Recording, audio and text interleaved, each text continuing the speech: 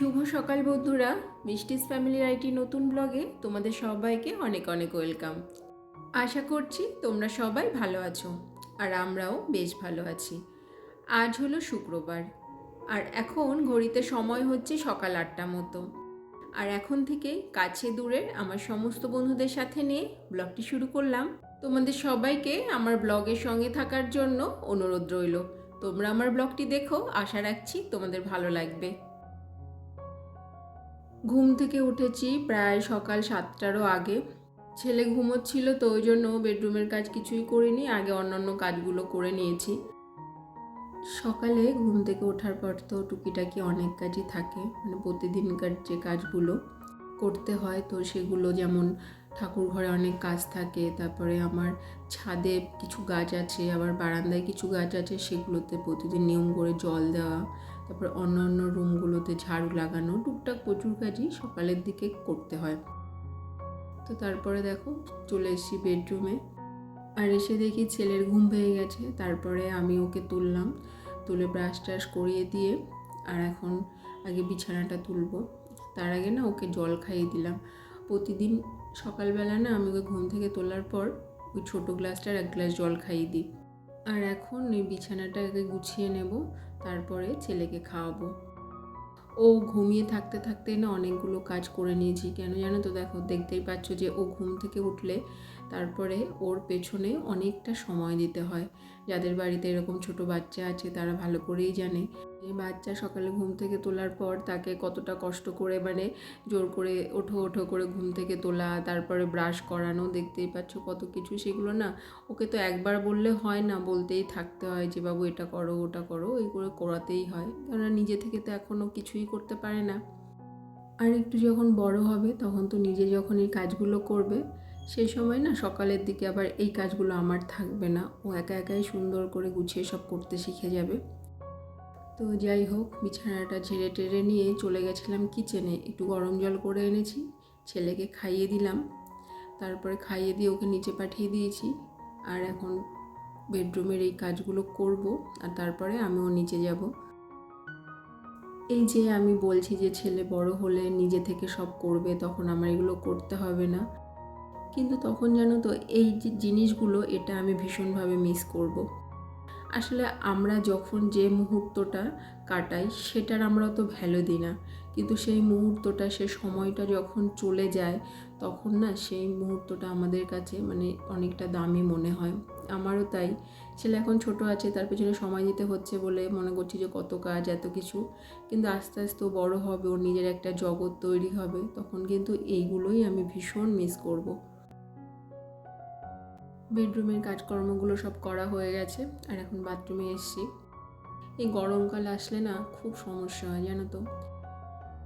এই সকালের দিকে আমি ওই জন্য প্রতিদিন এই গরমকালে এরকম বালতি বালতি করে জল ভরে রেখে দিই। কেন জানো তো, সমস্যার কথা এটাই, যখন আমি দুপুরে স্নান করব বা ছেলেকে স্নান করাবো, তখন ওই ট্যাঙ্কির জলটা এত গরম হয়ে যায়, কারণ একেবারে সেই দোতলার ওপরের ছাদে তো প্রচণ্ড গরম হয়ে যায়, আর এতটাই গরম যে ওটা দিয়ে না স্নান করতে ভীষণ অসুবিধা হয়।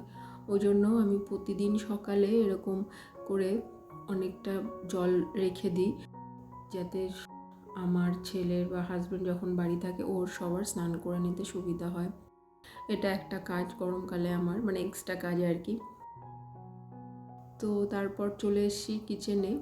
আজকে একটু টিফিন বানাবো আর কি। সব দিন তো বানাই না, তোমাদের বলেইছি, তোমরা আমার অনেক ভিডিওতে দেখেছো আমি বেশিরভাগ দিনই মুড়ি খেয়ে নিই, আর বাবা মা রুটি খায়, সেটা মা করে নেয়, কিন্তু যেদিন অন্য কিছু বানাতে হয় সেদিন আমিই বানাই। তো আজকে টিফিনটা বানাবো, ওই জন্য একটু তাড়াতাড়ি কিচেনে এসেছি।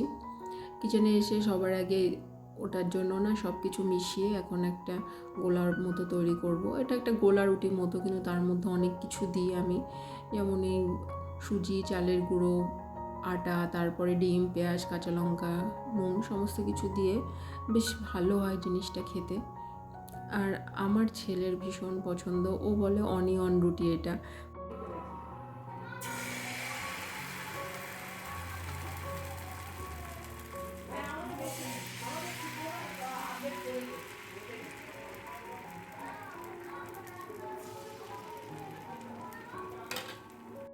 আমাদের বাড়িতে না প্রায়ই ব্রেকফাস্ট এটা হয়, মাঝে মধ্যে নুডলস বানানো হয় বা ডিম টোস্ট সেটা তো হয়, কিন্তু এই জিনিসটা বেশি বানানো হয় কেননা সবাই ভীষণ খেতে পছন্দ করে। এনে খা। সবার আগে বানিয়ে ছেলেকেই দিলাম, ও সকালে তো অল্প একটু সেরিগ্রো খেয়েছিল, কিন্তু আবারও তো খিদে পেয়ে গেছে, তাই ওকে আগে দিলাম, আর তারপরে বাবা মা আর আমি এই যে এখন খেয়ে নিচ্ছি। সত্যি এটা খুব ভালো হয় খেতে, আর এত সফট।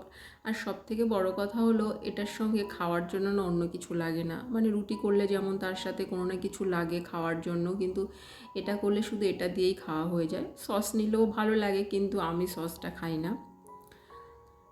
আমাদের বাড়ির পাশে না দুদিন ধরে কীর্তন হচ্ছে, ওই জন্য না বারবার সেই গানটা কানে আসছিল।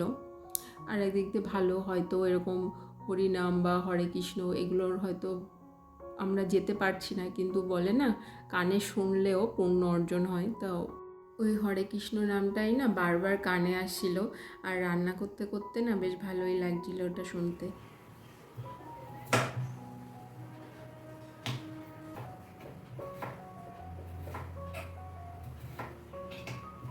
ব্রেকফাস্ট করে তারপরে ভাত বসিয়ে দিয়েছি, আর এখন দুপুরের যা রান্না হবে সেইগুলোই বসাচ্ছি।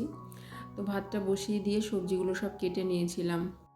সকালের দিকে তো মা ডালটা করে রেখেছিল, আর মা ডালটা করে বেশিরভাগ দিন, আমি ডাল করি না কেন জানো তো, আমার ডাল রান্নাটা না আবার আমার শ্বশুরমশার অত ভালো লাগে না।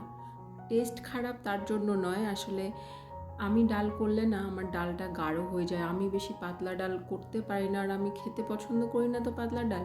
যাই হোক, যতই চেষ্টা করি পাতলা করতে হয় না, যতই বেশি জল দিই না কেন পরে দেখি যে ডালটা ঘন হয়ে যায় একটু। কিন্তু আমার শ্বশুরমশাই আবার ভীষণ পাতলা ডাল খায়, মানে ডালের মধ্যেও যে হয় না অনেক সময় হোটেলে যে পাতলা পাতলা ডাল পাওয়া যায় ওরকম। তো সেই জন্য মাই ডালটা প্রতিদিন করে, আর ডাল করে রেখেছিল মা। আর যেহেতু কালকে মাছ আনা হয়েছিল বেশি করে, সেটা কিছুটা মাছ ফ্রিজে ছিল, কাঁচা মাছটাও আমার শাশুড়ি মা সকালের দিকে ভেজে রেখেছিলেন। তো আমি কিচেনে এসে দেখলে তো কী কাজ করলাম, আর ডালের সঙ্গে খাওয়ার জন্য বেগুন আর আলুটা ভেজে নিয়েছি, আর এখন ওই কাতলা মাছ দিয়ে আলু দিয়ে একটা মাছের ঝোল করব। এই গরমেতে এটাই অনেক ভালো খাবার জানো তো। আর গরমের মধ্যে না বেশি খেতেও ইচ্ছা করে না, বা বেশি রিচ খেতেও ইচ্ছা করে না। এই ডালের সাথে একটু লেবু চটকে নিয়ে তার সঙ্গে ওই ভাজাগুলো দিয়ে খেতে, বেগুন ভাজা টাজা দিয়ে খেতে দারুণ লাগে। আর মাছের ঝোল তো লাগবেই, বাঙালিরা তো মাছ ছাড়া চলেই না, আর আমাদের বাড়িতে নিরামিষ আমরা খাই না। অনেকের বাড়িতে হয় না যে সপ্তাহে অন্তত একটা দিন তারা মানে নিরামিষ খায়, বা কোনো কারণের জন্য, কোনো ঠাকুরের জন্য এরকম অনেকে করে। আমার বাপের বাড়িতেও এরকম সপ্তাহে একদিন, আমার মা তো সপ্তাহে দুদিন মানে। তো যাই হোক, আমাদের বাপের বাড়িতেও মানা হতো, কিন্তু বিয়ের পর যখন শ্বশুরবাড়িতে এলাম, এসে দেখলাম যে এই বাড়িতে এরা কেউ নিরামিষ খেতেই পারে না। তো এদের সঙ্গে থাকতে থাকতে আমিও সেরকম, এখন আমারও না নিরামিষ খাবার দিয়ে খেতে একদমই ভালো লাগে না। কিন্তু যখন কোনো বিশেষ কারণে উপোস থাকি বা পুজো আর্চার ব্যাপার থাকে সেটা আলাদা ব্যাপার, তখন তো মানতেই হয় নিয়ম। রান্নাবান্নার শেষে চলে এসেছি ওপরে এসে আগে ছেলেকে স্নান করিয়ে দিয়েছি।